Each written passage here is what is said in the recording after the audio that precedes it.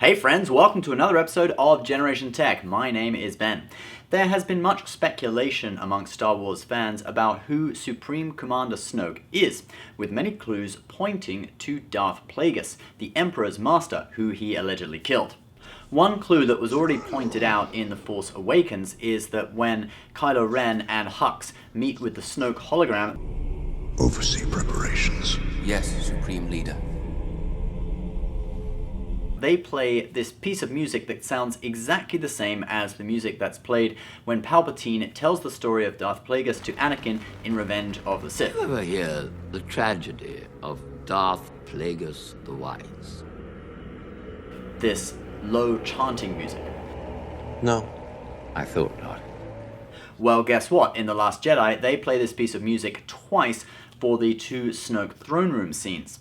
Now, I'm sure Rian Johnson is well aware of this fan theory, so is he just trying to lead us astray, or is there actually something there?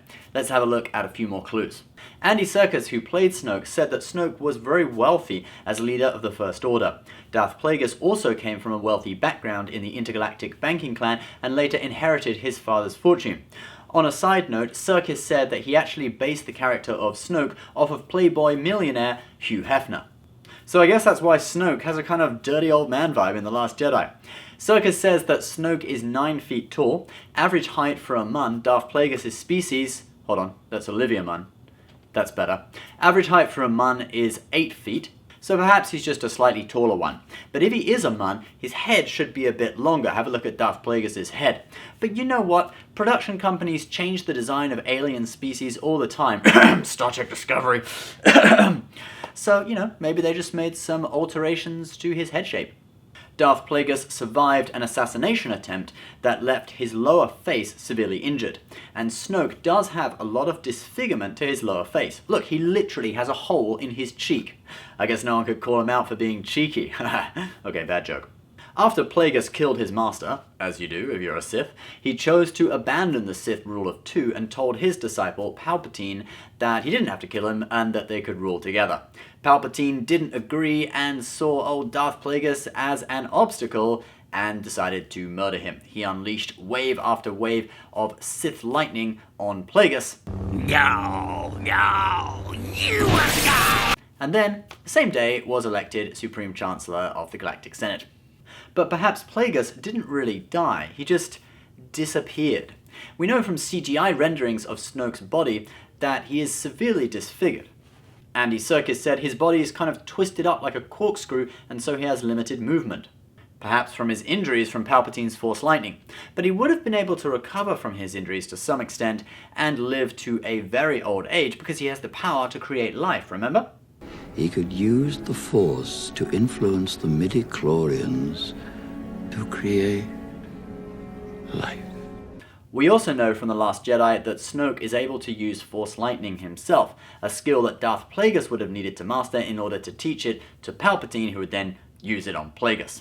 Now let's look at Snoke's guards. The Praetorian Guards wear red armor, which gives them a somewhat similar appearance to the Emperor Darth Sidious's guards, who were essentially the same guards that Darth Plagueis used. These guards were members of the Sun Guards, who were Thysrians, a subspecies of Echani. The book Star Wars The Last Jedi Visual Dictionary points out that Snoke's guards are trained in forms of Echani unarmed combat.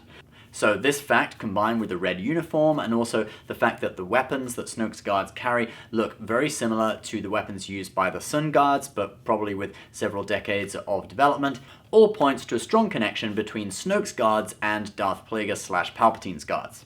There are also some similarities between what Snoke may have been trying to do in The Last Jedi by creating a telepathic link between Rey and Kylo and Plagueis' own backstory. Plagueis himself was produced when Darth Tenebrous told his disciple, a Force-sensitive female Mun, no, not Olivia Munn, to go and seduce Tsar Damask, whom Tenebrous had met a few years earlier and understood possessed a certain aptitude with the Force. They produced a son who Tenebrous trained and became Darth Plagueis. We know that Snoke is already dissatisfied with Kylo, and in The Last Jedi he portrays Kylo and Rey as equals in the Force.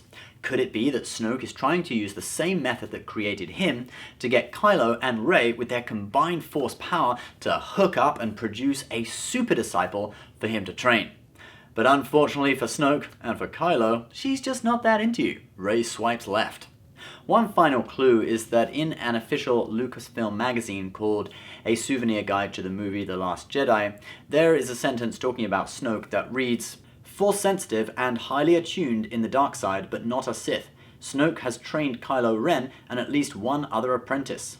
Could that other apprentice have been Sidious? Also, the fact that the magazine points out that he is not a Sith is interesting. Could it be that Darth Plagueis left the Sith traditions behind after Palpatine tried to murder him and just became Snoke? Darth Maul dropped the Darth from his name and just became Maul after he left the Sith Order. Now I am called Maul. But he is still a dark side Force user, as Snoke is. And Darth Maul was cut in half and lived. Snoke was cut in half in The Last Jedi. Could it be that he'll live and come back in the next movie? Guys, if you are interested in the Darth Plagueis backstory, you can check out this Star Wars Legends novel called Darth Plagueis.